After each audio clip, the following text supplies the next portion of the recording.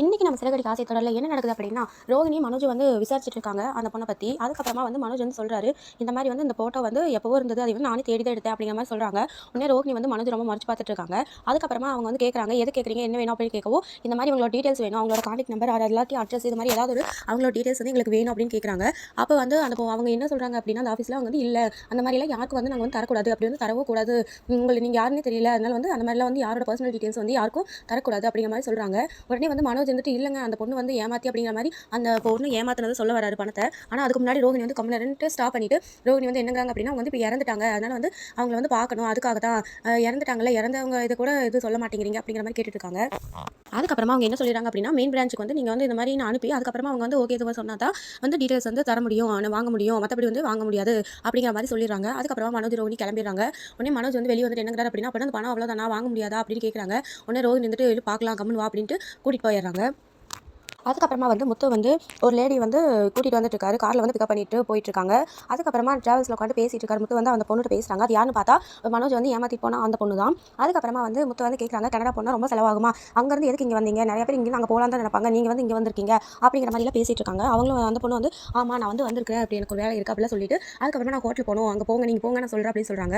அதுக்கப்புறமா முத்து வந்துட்டு என் பேர் அவங்க பேர் கேட்கவும் முத்துன்னு சொல்கிறாரு. அதுக்கப்புறமா எதனாலும் நீங்கள் எனக்கு கூப்பிடுங்க, நான் வந்து உங்களை ட்ரா பண்ணுறேன் அப்படிங்கிற மாதிரி சொல்லிட்டு இருக்காங்க. அதுக்கப்புறமா வந்து மனோஜ் வந்து யோசிச்சுட்டு இருக்காரு.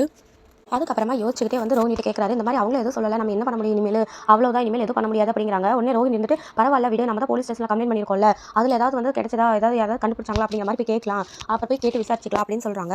அதுக்கிடையில் வந்து விஜயா வந்து ரூம்குள்ள வராங்க. வந்துட்டு சீக்கிரமாக 2 பேரும் கிளம்புங்க அப்படிங்கிறாங்க. உடனே மனோஜ் வந்துட்டு எதுக்குமா கோயில் வாசல் போய் 2 பேரும் எல்லாம் உட்காந்துக்கலாமா அப்படிங்கிற மாதிரி சொல்லவும், விஜயா வந்துட்டு கோவமா ஆமாண்டா உன்னை யார் போய் உட்காந்துக்கலாம் அப்படின்னுதா, நீ முதல்ல கிளம்புங்க 2 பேரும் அப்படின்னு சொல்கிறாங்க. எதுக்குன்னு ரோஹினி கேட்குறாங்க. அதுக்கப்புறமா விஜயா வந்து சொல்கிறாங்க, இந்த மாதிரி வந்து உங்கள் அப்பா வெளியே வரணும்ல, அவர் ஜெயிலில் இருக்காருல்ல, அதுக்கு வந்து நேற்று கண்ணாட பண்ணணும், அதுக்கு தான் போகணும் அப்படின்னு சொல்கிறாங்க. அதுக்கப்புறமா ரோஹினி வந்துட்டு நான் எதுக்கு பண்ணணும், அதெல்லாம் அவர் வந்துருவாரு, இந்த மாதிரி வந்து அங்கே வந்து நிறைய ட்ரை பண்ணிட்டு இருக்காங்க, கண்டிப்பாக அப்பா வெளியே வந்துருவாரு அப்படின்னு சொல்கிறாங்க. உடனே விஜயா இருந்துட்டு ரொம்ப கோவமா, அப்போ நீ தான் பண்ணணும், உங்கள் அப்பா தானே ஜெயிலில் இருக்காரு, அவர் வரக்காக தானே பண்ணுறோம், நீ தான் பண்ணணும், அப்புறம் யார் பண்ணுவா, இந்த மாதிரிலாம் பண்ணணும், வந்து முதல்ல கிளம்புங்க அப்படின்னு சொல்கிறாங்க. அதுக்கப்புறமா ரோஹினி வந்துட்டு எதுக்கு இந்த மாதிரி அதெல்லாம் நான் பண்ண மாட்டேன் அப்படின்னு சொல்கிறாங்க. இல்லை நீ பண்ணி தான் ஆகணும், அப்படி வந்து 12 மணி நேரம் நீ வந்து விரதம் இருக்கணும், அதுக்கப்புறம் நீங்கள் 2 பேரும் வந்து இங்கே தனித்தனியாக இருங்க அப்படிங்கிற மாதிரிலாம் சொல்கிறாங்க. அதுக்கப்புறம் மனோஜ் இந்த மாதிரி நான் பாய் போட்டு படுத்துக்கிட்டுமா கீழே அப்படின்னு கேட்கவும், நீ தானே படுக்கணும், நீ முதல்ல தள்ளி இருடா ஃபஸ்ட்டு அப்படின்னு சொல்கிறாங்க. அதுக்கப்புறம் ரோஹினி வந்துட்டு எதுக்கத்த இதெல்லாம் இந்த மாதிரிலாம் போய் எதுக்கு பண்ணணும் அப்படிங்கிற மாதிரி கேட்குறாங்க. இல்லை ரோஹினி நீ தான் பண்ணணும், 48 மணி நேரம் இந்த மாதிரி பண்ணணும் அப்படிங்கிற மாதிரி சொல்கிறாங்க. அதுக்கப்புறம் 12 மணி நேரம் நீ வந்து எதுவுமே சாப்பிடக்கூடாது, மருந்து கூட சாப்பிட்றாத அப்படின்னு சொல்கிறாங்க. அதுக்கப்புறமா ரோஹினி விஜய் வந்து கிளம்பிடுறாங்க. அதுக்கப்புறம் ரோஹினி வந்து ரொம்ப கோவமா மனோஜ் கிட்ட நான் இதெல்லாம் பண்ண மாட்டேன், என்னால் விரதம் இருக்க முடியாது அப்படின்னு ரொம்ப கோவமா திட்டிட்டு இருக்காங்க.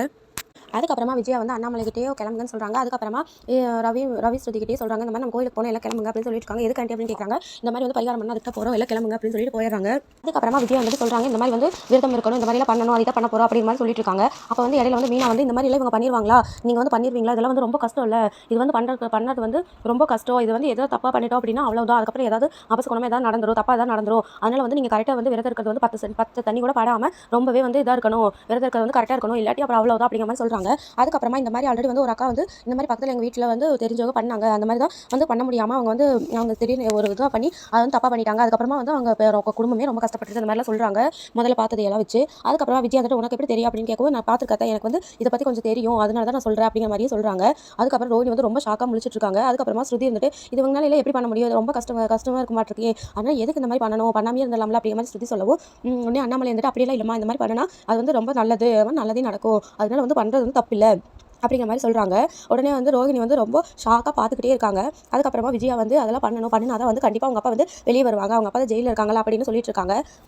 அதுக்கப்புறமா மீனாவை கிளம்ப சொல்கிறாங்க, எல்லாரும் கிளம்புங்க போகணும் இந்த மாதிரி கோயிலுக்கு அப்படின்னு சொல்கிறாங்க. மீனா மட்டும் நின்றுட்டே இருக்காங்க. உன்னைய எல்லாத்தையும் சேர்த்து சொல்லிட்டு இருக்கா அப்படின்னு சொல்லவும், முத்துவே போய் சொல்லு மீனா கிளம்ப சொல்லு, இந்த மாதிரி போகணும் அப்படிங்கிற மாதிரி சொல்கிறாங்க அண்ணாமலை. உடனே வந்து மீனா வந்துட்டு அவர் வருவாரான்னு தெரியல மாமா, நான் வந்து சொல்கிறேன் வந்தாருன்னா சரி அப்படிங்கிற மாதிரி சொல்கிறாங்க. உடனே வந்து விஜய் வந்துட்டு எல்லாரும் தான் சேர்ந்து போய் வேண்டிக்கணும், அப்போ தான் அது நிறைவேறும், அது அப்போ தான் பழிக்கும், இந்த மாதிரி எல்லாம் சொல்லாத, போய் முதல்ல நீ வந்து ரெடியாக சொல்லு அப்படின்னு சொல்கிறாங்க.